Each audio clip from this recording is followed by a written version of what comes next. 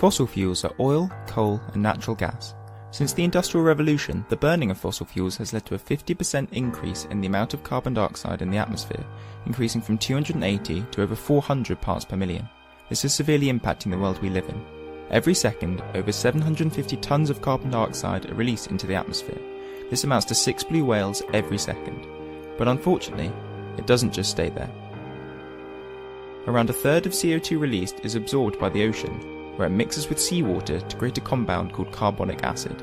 In turn, carbonic acid dissociates, releasing a hydrogen ion.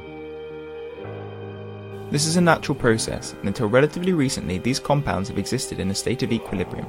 By increasing CO2 concentrations, we have consequently increased the hydrogen ion concentrations, and it is this that is causing the pH of the ocean to decrease, hence the term ocean acidification.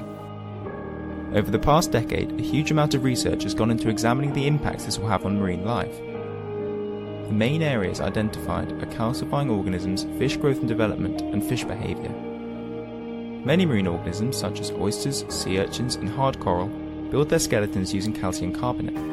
To do this, they must obtain carbonate ions from the water around them. However, remember the hydrogen ions we spoke about earlier? They make it harder for calcifying organisms to obtain and keep hold of the carbonate ions, meaning they have to expend more energy to maintain their growth rates.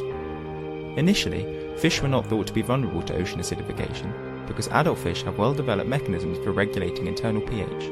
However, it's been shown that larval and juvenile fish are more vulnerable to decreases in pH. The most recent studies have found that both survival and growth rate of fish are predicted to rapidly decline if we maintain our current level of CO2 production. Not only will there be fewer and smaller fish, but the fish which do survive will have severe and even fatal changes to their behaviour. Coral reef fish have been shown to become confused when exposed to future CO2 levels and actively swim away from settlement queues and towards predators.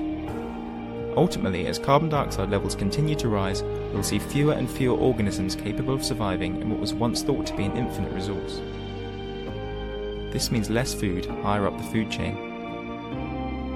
So what do? We could just leave it for the scientists to sort out, or just hope that our fortunes change. Or we could all do our part to help reduce carbon emissions. This might mean leaving the car behind some days, or installing solar panels to provide your home with cleaner electricity.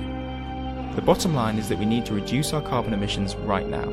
Only by doing this will we stand a chance in reducing our impact on the planet, enough to safeguard it for future generations.